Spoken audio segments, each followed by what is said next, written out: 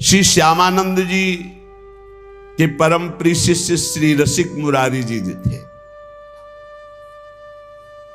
हृदयानंद जी के शिष्य श्री श्यामानंद जी, उनके शिष्य श्री रसिक मुरारी जी।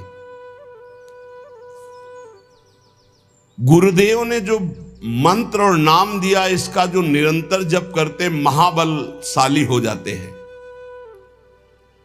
श्यामानंद जी ने जो भजन पद्धति बताई, जो मंत्र बताया, जो नाम बताया, लग गए रात दिन उसी में रसिक मुरारी जी तो गुरु प्रदत्त भजन से महाबलवान हो गए। जो भजन से युक्त होता है, गुरु प्रसाद गुरु कृपा होती, उसी के द्वारा भक्ति का अद्भुत प्रचार होता है। उस समय लुप्त हो चुकी थी भक्ति मानो, तो श्री गुरु की कृपा एवं गुरु प्रदत्त भजन के बल से संत सेवा, भगवत यश गायन और भक्ति का अद्भुत प्रताप श्री रसिक मुरारी जी ने प्रकट किया। रसिक मुरारी साधु सेवा विस्तार कियो, पावे कौन पार रीति भांति कछु न्यारी है। संत चरणामृत के माट गृह भरे रहें, ताही को प्रणाम पूजा करी उर्धारी है। आवे हरिदास तिने देत सुख रास, जीव एक ना प्रकाश सके थके सो बिचारिये। करे गुरु उत्सव ले दिन मान सवे को, द्वादश दिवस जन घटा लागी प्यारिये। रसिक मुरारी जी भजन बल गुरुदेव का प्राप्त किया। फिर एक दिन गुरुदेव से पूछा, हरि कैसे प्रसन्न होते हैं? तो उनका साधु सेवा से। यदि साधु सेवा नियम पूर्वक, दैन्यता पूर्वक, भाव पूर्वक की जाए तो भगवान संतों की जिह्वा से ही प्रसाद पाते हैं। स्वाद ले लेकर संतों की जिह्वा से पाते हैं। संतों का चरणामृत उतारा जाए, संतों की आरती की जाए, संतों को प्रसाद पवाया जाए तो भगवान बहुत जल्दी प्रसन्न हो जाते हैं। गुरु आज्ञा श्री रसिक मुरारी जी ने संत सेवा का बड़ा ही विस्तार किया। रोज संतों का निमंत्रण। और आपको बताए, धनी बनना हो तो बिल्कुल सरल उपाय है, अकाट्य उपाय है। धनी सब बनना चाहते, लेकिन पाप करके बनना चाहते, अधर्म करके बनना चाहते, दूसरों को लूट करके। हाँ, बोले शॉर्टकट से, तो शॉर्टकट से ऐसा मरोगे कि फिर निकलने को नहीं मिलेगा इस माया समुद्र से। ध्यान रखना, ये जो सोचते हैं ना बहुत जल्दी धनी बन जाने के लिए, एक उपाय है, बहुत जल्दी कृपा हो जाएगी, बहुत जल्दी धनी बन जाओगे। क्या? संतों की सेवा शुरू कर दो।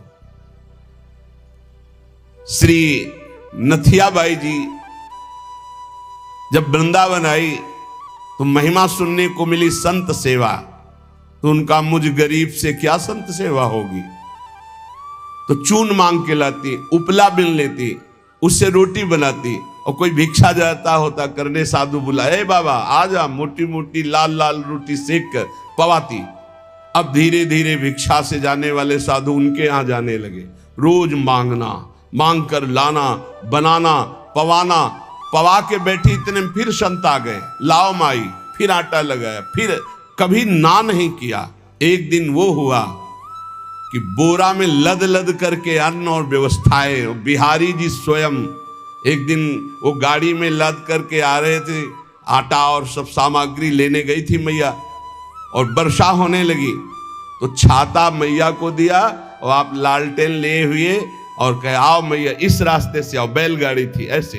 तो सोचा ये नौ किशोर 14 वर्ष का बालक कितना कृपालु है, ऐसी वर्षा में स्वयं भींजता हुआ हमें छाता दे, क्योंकि संतों का अन्न है। नहीं छलिया अगर अपने को जानने नहीं देना चाहता तो कोई नहीं जान सकता। जब दूसरे दिन बिहारी जी के दर्शन करने गई तो देखा एक हाथ में लालटेन, एक हाथ में छाता।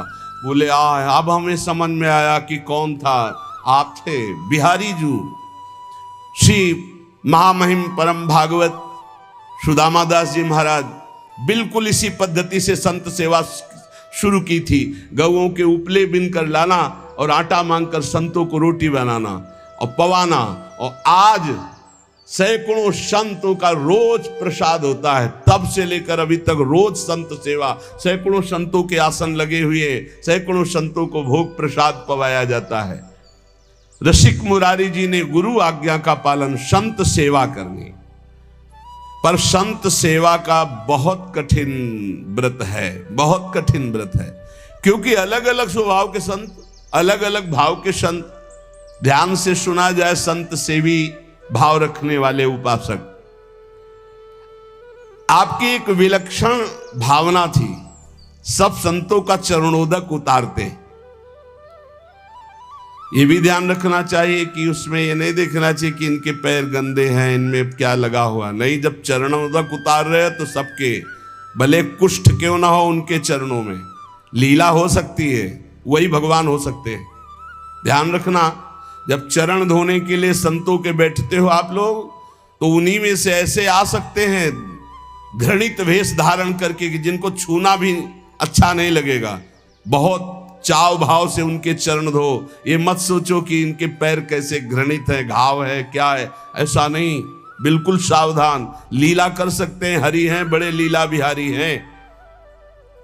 रसिक मुरारी जी के धन क्या था? संतों का चरण उदक भर भर के माट में ऐसे ऊपर विराजमान किए आसन पे, और रोज उनकी परिक्रमा, रोज साष्टांग दंडवत, और रोज चरणामृत पान, रोज चरणामृत उतरवाना और संतों को भोग पवाना। संतों के चरणामृत में किसी भाग्यशाली की निष्ठा होती है। मटकों में भर भर के रख के जैसे कोई अब संपत्ति रखता है, ऐसे बड़ी कृपा है, गुरुजनों की बड़ी कृपा है जिनको संत चरणामृत में।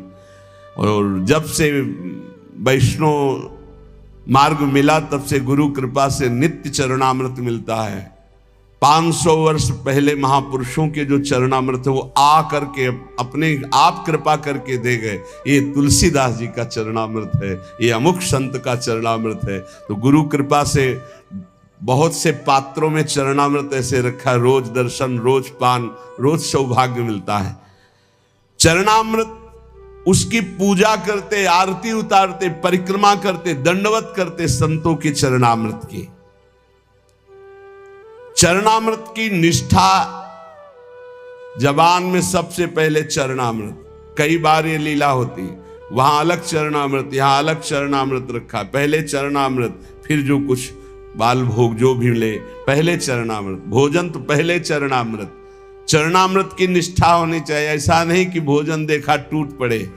श्रीधर बाबा जी की हमने निष्ठा देखी, अगर चरणामृत बोले बाबा चरणामृत तो संपन्न हो गया, तो फिर प्रसाद नहीं पाते, फिर दूसरे दिन चरणामृत जब मिलेगा तभी प्रसाद पाएंगे। बड़ी निष्ठा होनी चाहिए चरणामृत में, संत चरणामृत में। कभी कभी विचित्र लीला हुई, संत चरणामृत उतारा गया और 4 दिन के बाद दुर्गंध प्रकट हो गई। अब इतनी कीमती चीज कैसे फैला दे? तब फिर आया कि उसको ढक्कन खोल के रख दो 10 दिन, अपने आप सब खत्म और निर्मल।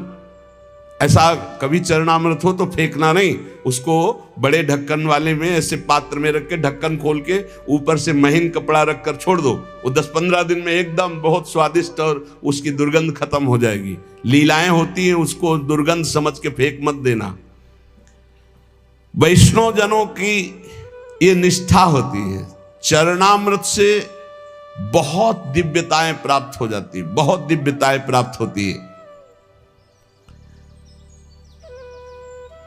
जब तक गुरु वचनों पर विश्वास नहीं होता तब तक बल नहीं आता अध्यात्म का।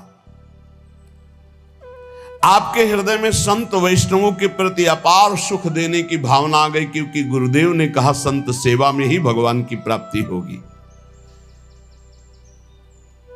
श्री प्रियादास जी कह रहे कि रसिक मुरारी जी की संत सेवा की महिमा का वर्णन या संतों के प्रतिभाव का वर्णन एक जिह्वा में कैसे करूं? मतलब इतनी अपार संत सेवा की भावना, मेरी बुद्धि थकित हो जाती इनकी महिमा देख करके संत सेवा की। आप बड़े समारोह से श्री गुरु उत्सव मनाया करते थे, उसमें पूरे दिन कथा कीर्तन सत्संग भोज भंडारा होता रहता था, सब संतों को बड़ा सुख प्रदान करते थे। यह उत्सव 12 दिन तक लगातार गुरु उत्सव चलता। 12 दिन भक्तों की भीड़ रहती, जो देखने में अत्यंत आनंद प्रदान करने वाली होती है।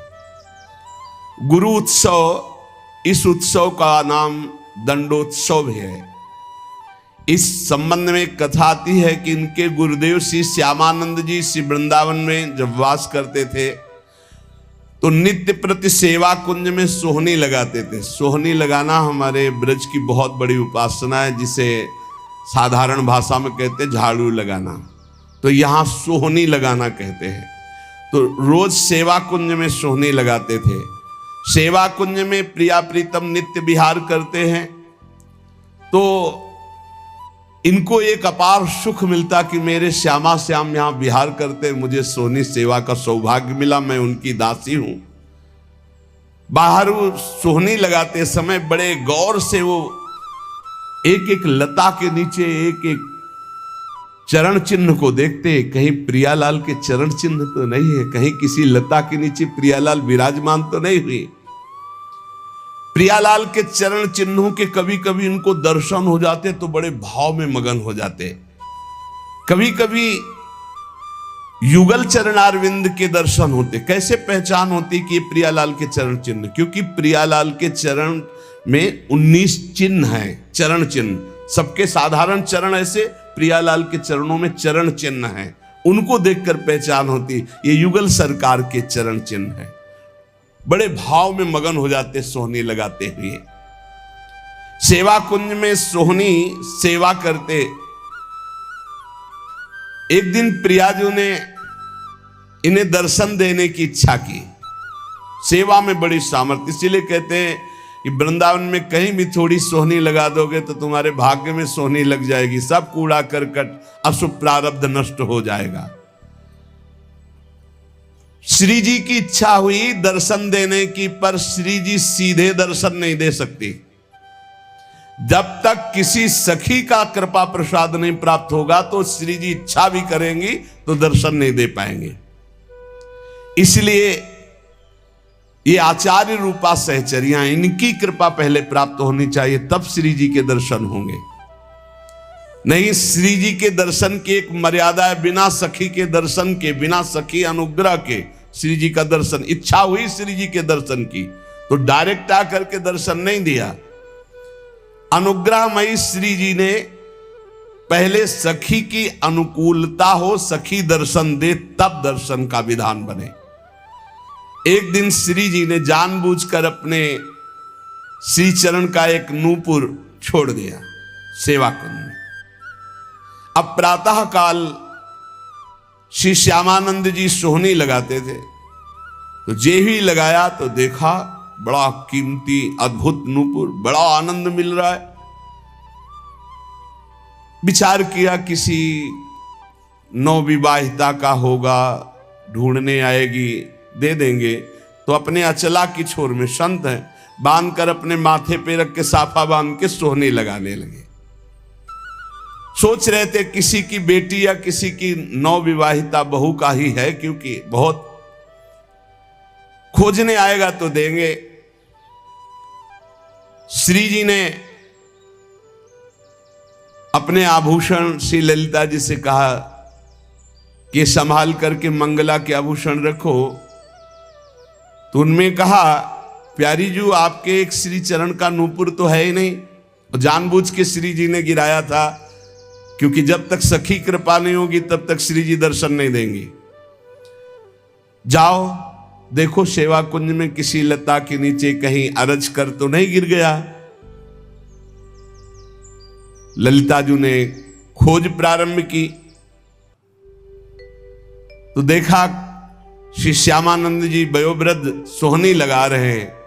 राधा राधा सोहनी लगा रहे। ललिता जी ने विचार किया, मैं अपने स्वरूप से जाकर के इनसे मांगूंगी तो अच्छा नहीं रहेगा। साधारण वेश में गई और कहने लगी कि बाबा यहां सोहनी लगाते, नूपुर तो नहीं मिला। यदि मिला हो तो मुझे दे दीजिए। तुम्हारा तो नूपुर नहीं हो सकता, क्योंकि साधारण वेश में ललिता जी थी। अब मेरा नहीं, मेरी बहू का है, लाओ। नहीं, ऐसे तो मैं नहीं दूंगा। तुम्हारी बहू का है तो पहले वो चरण दिखावें जिसमें वो नूपुर बंधा है, और ठीक हमारे जैसा नूपुर है कि नहीं वो। अगर है अभी दे दूंगा, अगर नहीं दिखाया नहीं दूंगा। अंदर आनंद हो रहा है कि इस नूपुर में कुछ तो है, क्योंकि इसकी खोज हुई है, और ये जो हमसे बात कर रहे हैं बड़ा अपार आनंद मिल रहा है। पर ये अपने वेश को छुपाए हुए ये दिव्य है, कोई साधारण नहीं। अरे नाय बाबा तू मुझे दे दे। नहीं नहीं, मैं आपको दे दूं। और थोड़ी देर बाद जिस बहू का गिरा है या जिस बेटी का गिरा है वो आके बोले कि मेरा नूपुर, तो हम तुम्हें कहां खोजेंगे? नहीं, हम तभी देंगे जब दूसरे चरण का नूपुर पहना के, तब हमें वो नूपुर वहां, तो ये नूपुर ले उनके चरण में बांध दो। बहुत हट किया ललिता जी ने, नहीं दिया। तब जाकर श्री जी से बात की तो श्री जी ने कहा सखी अब तो हम ही को चलना होगा, क्योंकि वो बहुत जिद किए हैं, और श्री जी दर्शन देना चाहती थी, इसलिए ये लीला की। और सखी देखिए, रोज मेरी कुंज की सेवा सोहनी सेवा करता है, चलो इसको निहाल करते हैं। देखो कैसी हमारी करुणामयी स्वामिनी। देखो नूपुर भी मिल जाएगा, और रोज सोहनी सेवा करता है तो इसका फल भी उसको मिल जाएगा, मेरे दर्शन हो जाएंगे। श्री जी उतावली है दर्शन देने के लिए, इसलिए हमारी स्वामिनी जैसा स्वभाव किसका। सहज स्वभाव पर्यो नवल किशोरी जू को, मृदुता दयालुता कृपालुता की राशि है। स्वयं दर्शन का विधान बनाती, अपने नूपुर छोड़ दिए। श्री जी ललिता जी के साथ आए। ललिता जी ने कहा देखो इनके चरणों की तरफ देखो, वो नूपुर है ना, ऐसा है ना नूपुर? उतारे, देख, हाँ। साष्टांग चरणों में लौट गए। श्री जी की करुणा देखी, इशारा किया मैं बांधू। श्री जी के चरणों में नूपुर बांधा, और श्री जी ने वरद हस्त श्यामानंद महाप्रभु के मस्तक पर। क्या सौभाग्य! ये कथाएं नहीं है, यही की सत्य घटनाएं हैं। ये घर है श्री जी का घर, ऐसा न समझो किसी युग की कोई हम कथा कह रहे हैं। ये घर है श्री जी का प्यारे। यहां आज भी श्री जी, कैसे तुम्हें हम बताएं, बस वाणी की सामर्थ्य नहीं, कहा कहो एक जीव सखीरी बात की बात बात। श्री जी दुलार कर रही श्यामानंद, मेरी कुंज की सोहनी लगाने वाली मेरी ये सखी है, दुलार कर रही। अपने कर कमल से श्री जी के अति दुर्लभ ब्रह्मेश्वरादि सुदुरूह पदारविंद, उनमें नूपुर पहला रहे हैं श्री श्यामानंद जी। श्री जी बहुत प्रसन्न, लौट गए फिर चरणों में। तो अपने श्री चरणों की जो नूपुर बांधा था वही झनकारते हुए ऐसे मस्तक में किया, तो नूपुर की दिव्य छाप श्यामानंद महाप्रभु के मस्तक पर पड़ गई। अब तो प्रेम मगन डूबे हुए आए, तो उनके गुरुदेव श्री हृदयानंद जी ने देखा, श्यामानंद जी के मस्तक में छाप देख करके कहा कि ये आज कौन सी मस्ती है, और ये संप्रदाय के विरुद्ध छाप कैसी लगा ली। नूपुर की और ऊपर से रज, तो वैसे चिन्ह बल गए। ये मनमुखी मस्तक पर छाप कैसी जो हमने दी वो तो नहीं लगाई।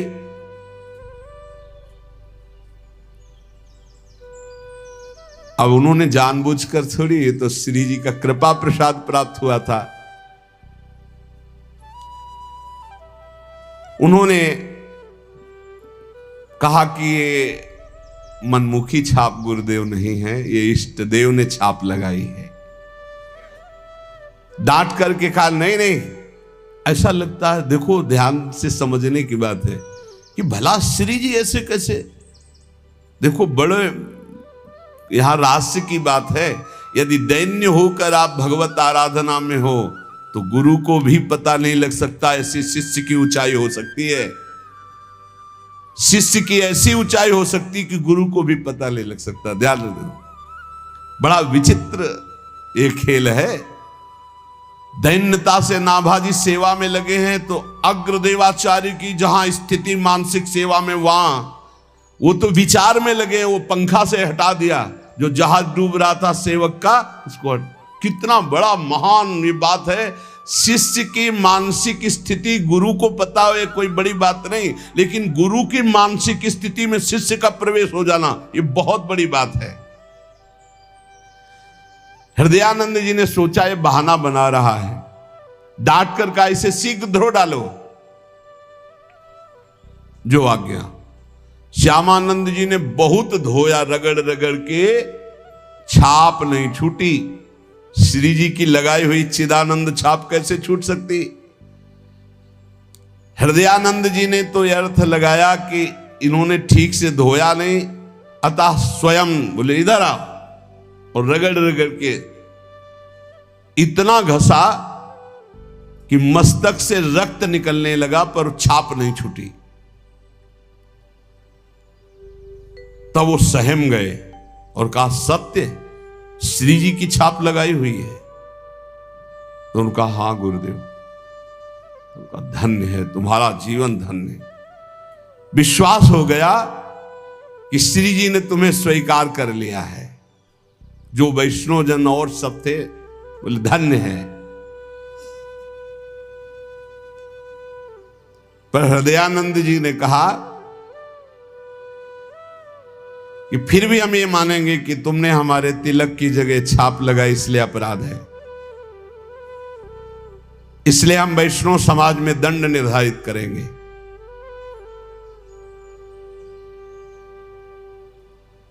देखो गुरुजनों की बड़ी विचित्र लीला होती, बड़ी विचित्र लीला होती। सब वैष्णव समाज के बीच में कह रहे मैं तुम्हें दंड दूंगा। तो हृदय से आ रहा है कि गुरुदेव आपकी कृपा से ही तो मुझे श्री जी ने सहचरी भाव दिया है, ये छाप लगाई है। श्यामानंद जी को अपने नूपुर की छाप देकर अपने परिकर में श्री जी मिला लिया है। ये सुबल सखा प्रकट हुए और उन्होंने पूरी वैष्णव मंडली के बीच में कहा कि मैं साक्षी देता हूं कि इन्होंने अपने आप से नहीं, स्वयं श्री जी महारानी जी ने प्रकट होकर छाप दी। और सुबल इतना बोलकर वही तमाल का वृक्ष था, वृक्ष रूप में ही, तो उनको लगा कि लता पता ये सब सखा है, सब श्री जी के निज परिकर है। तब उन्हें लाया कि ये श्री जी ने छाप लगाई है। तत्काल दिव्य वाणी हुई, हृदयानंद जी अब तो विश्वास कर लो कि तुम्हारा शिष्य जहां तुम्हारी पहुंच नहीं वहां है, श्री जी के निज परिकर में मिल चुका है। अब वो सहम गए। अगर दैन्य शिष्य है और गुरु थोड़ा भी मनमानी कर जाए तो गुरु के भी हृदय में दाह जलन पैदा हो जाएगी। मान गए श्री हृदयानंद जी। श्री हृदयानंद जी मान तो गए, लेकिन उनका हृदय जलने लगा कि गलती हो गई, शिष्य के प्रति गलती हो गई। वैष्णवों ने कहा कि देखो हृदयानंद जी, आपने हम सबको एकत्रित किया था श्यामानंद जी को दंड देने के लिए, लेकिन आज हम आपके ऊपर दंड लगा रहे हैं क्योंकि आपने गलत किया। अपने शिष्य के माथे को इतना रगड़ा, रक्त प्रवाह, और वो कह रहे हैं श्री जी ने किया, फिर भी आप नहीं मान रहे। तो तमाल वृक्ष से सुबल सखा प्रकट होकर के साक्षी दिया। तो अब ये दिव्य है जो वाणी आपके अंदर आकर विश्वास दिलाई, तो अब हम आपको क्षमा नहीं करेंगे। इसके प्रायश्चित में 12 दिन तक आपको संतों को प्रसाद पवाना होगा, अखंड 12 दिन कीर्तन चलेगा, भगवत चर्चा चलेगी। ये दंड है आपको। तो उस दिन से दंडोत्सव मनाया जाने लगा हृदयानंद जी के। श्यामानंद जी तत्काल समस्त वैष्णवों के समक्ष खड़े होकर हाथ जोड़कर कहा कि गुरुदेव को जो ये दंड शब्द कहा गया है ये मैं स्वीकार करता हूं, आज से ये दंडोत्सव मैं करूंगा। मेरे अहोभाग्य है, शायद गुरुदेव यही करवाना चाहते थे इसीलिए ऐसा बोले। देखो शिष्य में अब भी गुरु के प्रति दोष नहीं आ रहा। बलिहारी इसीलिए तो महापुरुषों के पावन चरित्र हमें शिक्षा देते हैं। वैष्णवों ने कहा धन्य है धन्य है धन्य है। श्यामानंद जी धन्य है तुम्हारी गुरु भक्ति, और संतों ने स्वीकृति दे दी। श्यामानंद जी बड़े उत्साह से 12 दिन तक उत्सव मनाते। यद्यपि वो एक बार के लिए दंड था, पर उसे प्रतिवर्ष मनाने लगे। और वही रसिक मुरारी के गुरुदेव है श्यामानंद जी, तो अब रसिक मुरारी वही दंडोत्सव मनाते। संत चरणामृत को ल्याओ जाए नी की भांति, जी की भांति जानवे को दास ले पठायो है। आन के बखान कियो लियो सब साधुन को, पान करी बोले सो स्वाद नहीं आयो है। जिते सभाजन कही चाखो देहु मन, को महिमा न जाने कंच जानी छोड़ी आयो है। पूछी कही कोढ़ी एक रह्यो, आनो ल्यायो पियो दियो सुख पाए नैन नीर ढरकायो है। उत्सव चल रहा था संत सेवा का। प्रसाद पवाने के पहले सब संतों का चरणामृत उतारा जाता था और सीधे वो चरणामृत रसिक मुरारी जी के पास जाता और वो चरणामृत पी करके प्रफुल्लित हो जाते। आज जब संतों का चरणामृत दिया गया तो रसिक मुरारी जी बोले क्या बात है, आज संत चरणामृत में मुझे वो प्रफुल्लता, वो आनंद, वो स्वाद नहीं मिला। जितने वहां उपस्थित थे सब लोगों ने पान किया, उनका नहीं है तो वैसे ही जैसे रोज उतरता है, उनका नहीं, आज हमें स्वाद नहीं मिल रहा है, संत चरणामृत का हमें आनंद नहीं मिल रहा है। भला और लोगों की स्थिति क्या कि वो इस बात को जान पाते। आपने कहा कोई अपराध कर दिया संतों का, किसी संत के प्रति तुम्हारी घृणा बुद्धि हो गई, इसलिए चरणामृत उतारने पर भी आज स्वाद नहीं मिल रहा। बुलाओ चरणामृत उतारने वाले संतों को। बुलाया गया। किसी संत के प्रति कोई अपराध? तो उनका एक संत आए थे, कोढ़ी, कुष्ठ था उनके शरीर में, पैरों में भी, तो उनका चरणामृत नहीं धोया और उनको हटा दिया। अरे इसीलिए ये अपराध समस्त संतों के चरणामृत का प्रभाव छीन कर दिया, वो स्वाद नहीं। भगवत प्रसाद चरणामृत का दिव्य स्वाद तो निष्ठावान पुरुषों को ही अनुभव में आता है। स्वयं रसिक मुरारी जी उठे और उन संत की खोज की, उनको बुलाया और उनका चरणामृत उतार कर, सोचो पैरों में गलित कुष्ठ, मवाद आदि, निष्ठा काम करेगी? शिष्यों ने तो इसीलिए हटा दिया था कि ये चरणामृत गुरु जी के पास थोड़ी पहुंचाएंगे। स्वयं रसिक मुरारी जी ने चरणामृत उतारा और चरणामृत पान करके नेत्र प्रवाहित करते कहा, आहा आज स्वाद आया है। हे ये संत निष्ठा, ये संत निष्ठा, संत सेवा बहुत कठिन है, ये बात ध्यान रखिएगा। हो सकता है आप चरणामृत उतार रहे हैं और आपको लात मार दें। कैसे उतारता है, इतनी जोर से उतारता है चरणामृत, आपको हाथ जोड़ के ही खड़े रहना है, खड़े रहना है जी। जी क्या, दुष्ट कहीं का, पाखंडी कहीं का, बोलना नहीं है। भगवान है, वो आए हैं तुम्हारी परीक्षा लेने के लिए। एक बार सिद्ध संत रोटी राम बाबा यज्ञ की तो झरा भंडारा सब पा रहे थे। शाम के 4 बजे पूछा, सब पा चुके? बोले हाँ महाराज जी। उनका अभी यज्ञ पूरी नहीं हुई। कोई है प्रांगण में जो अभी प्रसाद नहीं पाया? बोले नहीं महाराज जी, सबको पवा दिया गया है। उठे गए तो देखा एक आम के वृक्ष के नीचे शरीर एकदम छीड़काए, ऐसे मार्किन ओढ़े पड़े, मार्किन हटाए। और कहा, इनसे पूछा, इनको पवाया? नहीं महाराज, इसीलिए यज्ञ पूरी नहीं हुई। चरण धोए, उनको पवाया और फिर उनको, वो कोई और नहीं, स्वयं भगवान ऐसे छीणकाय दलिद्र के रूप में। ये बस समझना बड़ा कठिन है, बहुत कठिन है। एक बार मथुरा दास जी सुना रहे थे कि भगवान शंकराचार्य जी काशी में गंगा स्नान करके चले तो शिष्य जन हटो हटो ऐसे दूर, एक रूप में शरीर से दुर्गंध आ रही, मक्खियां भिनभिना रही, नजदीक से आके ऐसे टक्कर मारी शंकराचार्य जी कैसे, तो उनका दूर। तो कहा कौन, किससे दूर? क्योंकि शंकराचार्य जी है ना, कौन किससे दूर? शंकराचार्य जी का दूर। तो कहा कौन किससे दूर? तो मुस्कुरा दिए, ये शंकराचार्य जी हो, शंकर के अंश से ही शंकराचार्य। कौन किससे दूर?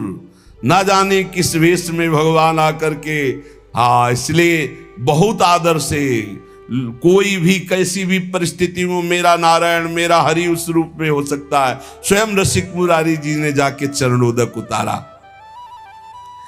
जो भगवान के चरणारविंद की प्रीति प्राप्त करने के लिए भगवत भक्तों की आराधना करते हैं, उनमें मान नहीं रहता। ये बहुत सूक्ष्म विषय है। सब ही मान प्रद आप अमानी, मान रहित हो जाना। एक दिन की बात है, नृपति समाज में विराजमान भक्तराज, कहें भी विवेक को कहानी प्रभाव है। तहां एक ठोर साधु भोजन करत रोर, देवो दूजी सोटा संग कैसे आवे भाव है। पातरी उठाए श्री गोसाई पर डारी दई, दई गारी सुनी आप बोले देखियो दाव है। शीत सो विमुख में तो आनि मुख मध्य दियो, कियो दास दूर संत सेवा में चाव है। एक बार रसिक मुरारी जी राजाओं के समाज में विराजमान होकर के यही बात कह रहे थे कि बड़े से बड़े साधन से जो प्राप्त नहीं होता वो संत सेवा से प्राप्त हो जाता है। जो मनोयोग पूर्वक संत सेवा करता है उसको बड़ी ऊंचाई की स्थिति प्राप्त होती है। इतने में बड़े राज समाज में बैठकर एकांत में चर्चा करो, उधर संत सेवा और हल्ला मचा, गाली गलौज ये सब। देखो ये ध्यान रखने का विषय है, संत सेवा में भगवान ऐसे ही लीलाएं करवाएंगे जिससे तुम्हें दोष दर्शन हो जाए। एक संत भगवान बोले पत्तल लगाई, बोले एक पत्तल और लगाओ। बोले किस बात के लिए? एक ही पत्तल में तो सबको पाना होता है। बोले एक पत्तल अभी पाएंगे और एक पत्तल शाम के 4 बजे उस समय पाएंगे। सोटा काम है, सोटा भांग उसी से घोटते थे। अब उतर नहीं देंगे हम, तो गाली गलो लड़ाई झगड़ा। अरे बड़ी विचित्र, भगवान की सेवा तो शांति से भगवान करवा लेते हैं, भक्त की सेवा बड़ी विचित्र है, बड़े विचित्र विचित्र भक्त है। अब वो संत जो है पारस मांग रहे थे, डंडे का सोटे का पारस, परोसने वाले लड़ गए। अब वहां वो उपदेश कर रहे थे कि संत सेवा महान भगवत प्रभु। उन्होंने कहा घर ही में तुरंत उठ करके आए, सबको शांत करते हुए आए और कहा, अब वो समझ गए कि मान थे यहीं के। अब कहा भगवान आप नाराज क्यों हो रहे हो? गुस्सा आई उनको। तो भांग छानने वाले संत तो जो खीर और सब्जी सब परोस गई थी, पूरा पत्तल उठाया मारा मुंह में उनके। वो ऐसे लिए और कहा भगवान वैसे तो रोज शीत प्रसादी बाद में मिलती थी, आज तो आपने डाल। तनिक भी क्रोध नहीं किया। जानबूझ करके कोई अपराध करो मत। यदि तुम्हें वो पीट देते हैं और हमें ये सुनने को मिलता है कि आपने कुछ नहीं कहा, आपको 2 थप्पड़ मारे, तो हमारी छाती फूल जाएगी। और अगर ये सुनने को मिला कि 4 जवान चढ़ के खूब तो हमको रोना आएगा कि हमारी बात तुम नहीं समझ पाए। मेरे प्रभु आए और तुमने प्रभु के साथ, बिल्कुल प्रभु हैं, सब में प्रभु हैं, फिर साधु में तो है ही है। और जहां साधु सेवा होती वहां लीला ऐसी करेंगे प्रभु। इसीलिए बहुत साधु सेवा कठिन व्यवहार है। रसिक मुरारी जी के मुख पे पूरा पत्तल मारा, गुस्सा जानी चाहिए, लेकिन उन्होंने ऐसे एक सीत भी नहीं गिरने दिया। और इतना ही नहीं, रसिक मुरारी को कटुवचन गालियां भी देने लगा खड़े होकर के महात्मा। अपने सब जनों को रोका और कहा कि बड़ी कृपा हुई, आज हमें शीत प्रसाद मिला, आप तो बहुत करुणामय हैं। 2 पत्तल लगाओ। 2 पत्तल लगाए और अपने संत से कहा तुम्हारे अंदर सेवा का भाव नहीं, आज से तुम्हारी परोसने की सेवा से तुम्हें बहिष्कार किया जाता है, निकाला जाता है। ऐसे संत के साथ बर्ताव करते हैं। अब संत सेवा में जिसकी प्रबल निष्ठा होती है वो कभी संतों में दोष दर्शन नहीं करता। और संतों में दोष दर्शन ना हो ये बड़ी कठिन बात है, क्योंकि उनके व्यवहार ऐसे होते हैं, व्यवहार होते हैं। बड़े बिलक बिलक संत होते हैं, बहुत बिलक बिलक संत होते हैं।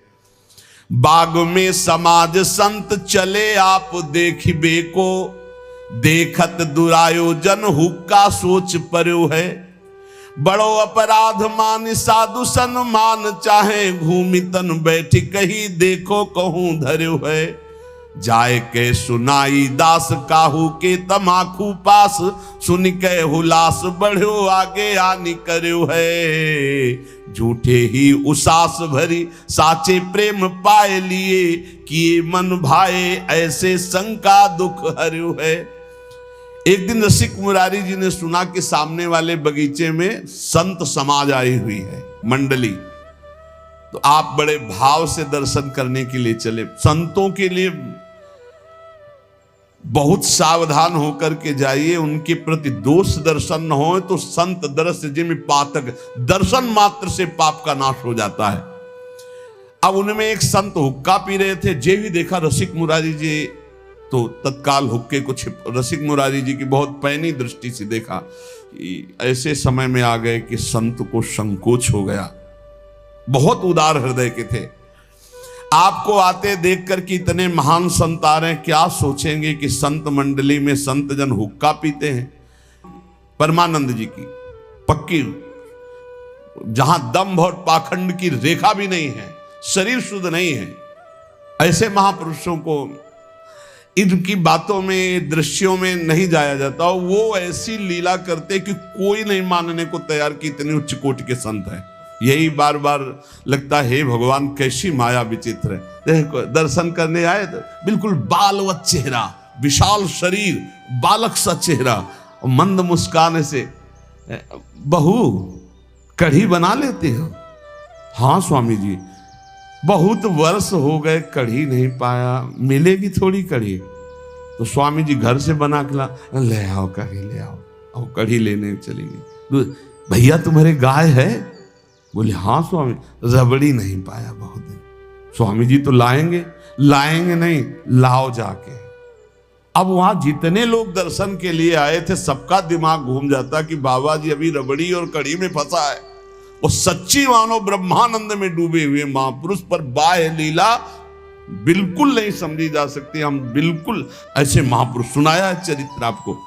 तो जहां रसिक मुरारी जी को देखा तो उन्होंने हुक्का छुपा लिया कि ये क्या कहेंगे इतने बड़े संत, ये भगवान की लीला है। ऐसा कुछ समझ लो कि जैसे अपने सुंदर बालक को मां श्रृंगारित करके एक टिकुली लगा देती है काजर की, ऐसे ही कुछ समझ लो कि कुछ लीलाएं ऐसी सिद्ध पुरुषों में होती कि वो नजर ना लगे, बस वो ढिठौना। बिल्कुल संतों को समझ पाला। अब उनको जब रसिक मुरारी जी की दृष्टि पड़ी तो उनको संकोच हो गया कि अरे मैं गलत समय पे आ गया। संत भगवान को ऐसा वो ऐसे करके वहीं बैठ गए, मानो भारी पीड़ा हो गई। क्या हो गया? क्या हो गया महाराज को? क्या हो गया? रसिक मुरारी जी ने कहा बहुत पेट में दर्द हो गया, महाराज तुरंत औषधि की व्यवस्था की जाए, कुछ न कुछ। बोले नहीं, मेरी एक औषधि है, अगर पीने को मिल जाए तो ठीक हो जाएगा पेट। तो जो संत छुपाए थे ना, तो उनका महाराज, हाँ बोले लाओ लाओ, और ऐसे करके मानो बहुत मुंह में एक भी नहीं, बस ऐसे पीने। आहा, देखो संत कृपा से, संत प्रसादी ने हमारा पेट दर्द ठीक कर। ये देखो कि कहीं संत को संकोच हो गया तो ये अपराध न बन जाएगा। नहीं नहीं, इतने निर्मल हृदय के कि तुरंत पेट पकड़ के बैठ के, दर्द हो रहा है, और हुक्का दिया, पिया नहीं, वो पीने का ऐसे लीला की कि हाँ, नाटक किया कि हाँ, और बोले हाँ अब ठीक हो गया पेट।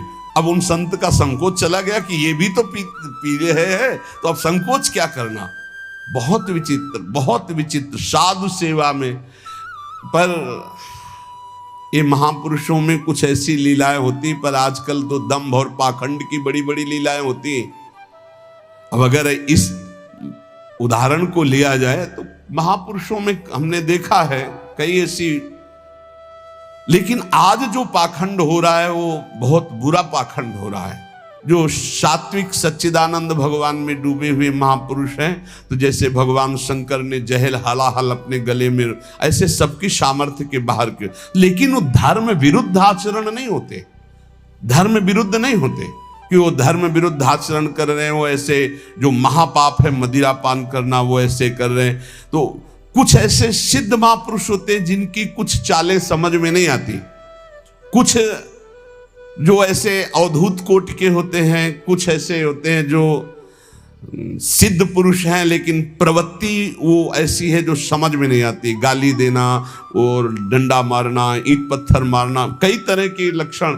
लेकिन अपने को जो कार्य बनने वाला है वो आचार्य कोटि के महापुरुषों से, जिनका आचरण शास्त्र सम्मत है और जो शास्त्र के ज्ञानी हैं। हम ऐसे सिद्ध महापुरुषों से अपराध ज्यादा कर बैठते हैं, लाभ नहीं ले पाते, क्योंकि उनके ऐसे विचित्र कोटि के आचरण होते हैं कि संशय हो जाएगा कि ऐसा कैसे हो सकता है, ऐसा कैसे हो सकता है। और वो अंदर से सच्ची मानिए बिल्कुल निर्लेप है, कहीं कोई आसक्ति नहीं, कहीं कोई दोष नहीं, पर बाहरी कुछ ऐसी लीलाएं होती। तो रसिक मुरारी जी ने भी वो लीला करके उन संत का संकोच दूर किया।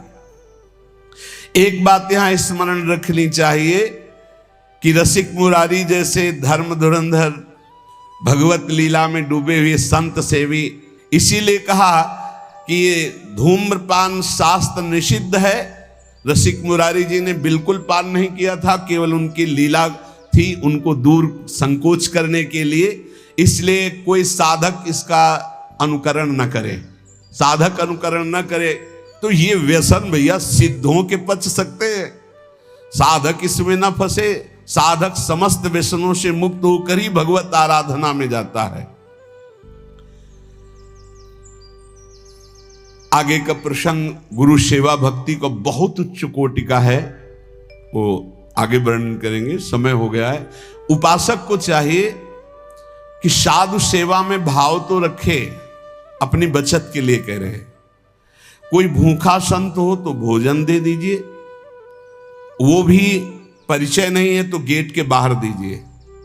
बहुत परिचय घर में पुरुष सदस्य हैं तो बैठाल करके, यदि आपका श्रद्धा कर तो बैठाल करके। अगर कोई अर्थ मांगता है तो मत दीजिए। आपका परिचय है कि ये अर्थ हमारा जाकर के सार्थक होगा तो भले, नहीं तो अर्थ का दान बहुत होश से कीजिए, नहीं उससे पतन होने के बहुत चांस है। क्योंकि आजकल कोई संप्रदाय आचार्य से दीक्षित होकर भगवत प्राप्ति के लिए वेश धारण करना बहुत कम हो गया है। इससे आपकी ये जो साधु निष्ठा है उसमें अंतर आ सकता है। इसलिए अपनी तरफ से बहुत सावधान रहें कि किसी का दोष दर्शन न हो, किसी की निंदा ना हो, इसके लिए किसी से व्यवहार ना हो। अगर कोई साधु दरवाजे पे आ जाता है, अपरिचित है, तो गेट के बाहर अन्न देने की चेष्टा करें, वो भी घर के किसी सदस्य से। हाँ, कि भोजन पानी आपको मिल सकता है, वो भी गेट के बाहर भिक्षा रूप में दे दीजिए। परिचय का है तो फिर घर में भले पवा दो अगर घर के सदस्य हैं तो, नहीं तो पता नहीं कौन किस रूप में, जैसे भगवान मिल जाए ऐसे कौन किस रूप में पाखंड हो, किस रूप में दंभ हो। इसलिए हम साधु सेवा के प्रति श्रद्धा बढ़ाने की बात कहते हैं, पर सावधान होते हुए। सावधानी नहीं रहेगी तो फिर आपका साधन पथ बिगड़ जाएगा, क्योंकि बहुत ही कलिकाल का जो मलिन स्वरूप है वो विकसित जो देखा जाता है, तो बहुत डर लगने लगा है कि हमारी साधुता बड़े खतरे में पड़ गई है, बड़े खतरे। जहां कहा गया साधु ते होए न कारज हानि, तो बड़े खतरे में हो गई है। बहुत सावधानी रखें, अपनी साधु श्रद्धा बढ़ाने के लिए ज्यादा संपर्क न रखें। अगर कोई आ जाता है तो उस समय भगवान जैसी प्रेरणा करें, उनका स्वागत कर, वस्त्र दे देना, पानी दे देना, मधुर वचन बोलना, भोजन दे देना, इस सब के लिए अतिथि देवो भव। अर्थ देने के लिए बहुत सावधानी से अर्थ दिया जाए, जहां हमारे अर्थ का ठीक धर्म पूर्वक प्रयोग होगा। नहीं तो अगर अर्थ ऐसे मनमानी दे दिया जाए, उसका अधार्मिक क्रियाओं में प्रयोग होगा तो आपको भी उसका फल मिलेगा, अर्थात अधर्म क्रिया का दंड का भागी आप भी बनेंगे, क्योंकि आपका अर्थ उस अधर्म क्रिया में गया। इसलिए पात्रता देखी जाती है अर्थ देने के लिए। भोजन, पानी और वस्त्र देने के लिए पात्रता की जरूरत नहीं। कोई भी हो, साधु वेश में हो या ना हो, कोई कह रहा मुझे भूख लगी है, उसे भोजन पवा दो। कोई सर्दी में कांप रहा है, उसे वस्त्र दे दो। कोई बीमार है, उसको औषधि दे दो, पैसा नहीं, उसको जाके औषधि दिलवा दो। इन सेवाओं से भगवान की कृपा की प्राप्ति होती। खूब नाम जप करो, इसी जन्म में भगवत आराधना के बल से भगवत प्राप्ति हो जाए, ये जीवन का परम लाभ। शेष चर्चा आगे। श्री राधा वल्लभ लाल।